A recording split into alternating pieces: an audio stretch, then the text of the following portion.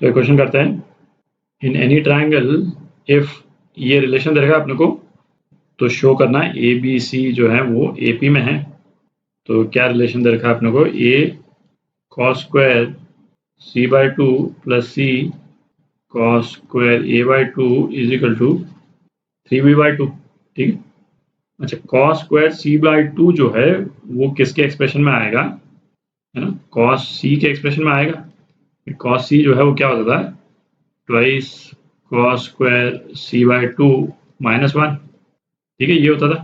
तो cos square C by two, इसको अपन क्या लिख सकते हैं, cos C by two plus 1/2 ये लिख सकते हैं। ठीक है, तो यहाँ पे रिप्लेस कर देते हैं, तो ये क्या आ जाएगा, A cos C by two plus 1/2 plus C, इसी तरह से cos square A by two, तो क्या हो गया, cos A upon two plus 1/2, और ये किसके बराबर है, ये 3b/2 के बराबर है।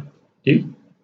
अच्छा, इस स्टेज के बाद में ना इसको अपन दो तरह से करेंगे, और दो तरह से किस लिए कर रहे हैं वो आपको क्लियर हो जाएगा, है ना, जब आप सेकंड मेथड देखेंगे। तो पहला वाला मेथड थोड़ा सा लंबा है, स्ट्रेट फॉरवर्ड है बट थोड़ा सा लंबा है। तो कॉस सी की क्या वैल्यू होती थी, A square plus B square minus C square upon 2ab, ये होता था। ठीक। तो इसकी वैल्यू डाल देते हैं, तो a इंटू कॉस सी क्या हो गया, A square plus B square minus C square upon 2ab, इसको ब्रैकेट यहीं पे कर देते हैं, और ये क्या हो गया, प्लस a/2। ठीक है, plus C into cos A क्या हो जाएगा, बी स्क्वायर प्लस सी स्क्वायर माइनस ए स्क्वायर अपॉन 2bc। ठीक है।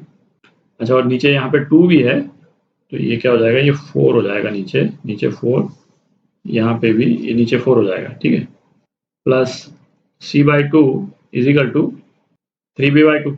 ठीक है। अच्छा, इसमें ये a कैंसिल आउट हो गया और ये c कैंसिल आउट हो गया, तो नीचे जो है वो क्या रह गया, 4b रह गया। ठीक। तो इन दोनों एक्सप्रेशंस को यदि हम कंपेयर करते हैं, तो ये माइनस सी स्क्वायर इस प्लस सी स्क्वायर से कैंसिल हो जाएगा, और ए स्क्वायर जो है वो इस ए स्क्वायर से कैंसिल हो जाएगा। तो ये क्या आ गया, b/2b, b/4b, और यहाँ पे भी b/4b। तो अपने पास में क्या आ गया, b/2 आ गया। तो ये हो गया b/2 plus a/2 plus c/2, ये क्या आ गया, 3b/2 के बराबर आ गया। ठीक। तो ये 2 जो है वो सारा कैंसिल हो गया, और अपने पास में क्या आ गया, b जो है वो a प्लस c/2 आ गया। ठीक है, तो ये इन तीनों टर्म्स के AP में रहने की कंडीशन है। ठीक है, तो ये कंडीशन आ गई, तो हेंस प्रूव्ड कि A, B और C जो है वो AP में। तो ये तो एक तरीका हो गया। अब दूसरा तरीका भी देखते हैं। तो दूसरे वाले तरीके में देखें कि ये कॉस वाली जो टर्म्स हैं उनको अपन एक साथ ले लें, तो क्या आ जाएगा, A cos C plus C cos A, 1/2 बाहर ले लिया अपन, और प्लस a/2 प्लस c/2, ये कितने के बराबर है, ये 3b/2 के बराबर। अच्छा, अब ये वाला जो एक्सप्रेशन है, ये वाला एक्सप्रेशन क्या है, प्रोजेक्शन फार्मूला है। ठीक। प्रोजेक्शन फार्मूला जो है वो क्या होता था, यदि b के लिए यदि अपन लिखेंगे, तो b के लिए क्या आएगा, a cos c plus c cos a, यही होता था। तो cos c को एक्सपैंड करने की बजाय, है ना, हम सीधा प्रोजेक्शन फार्मूला यूज कर लें। मतलब ये चीज ध्यान में रखें भाई, यदि एक्सप्रेशंस में यदि तो साइन की टर्म्स आ रही हैं, साइन ए साइन बी वगैरह, तो जो साइन वाला जो फॉर्मूला है ना, वो रिलेशन अपन यूज कर सकते हैं।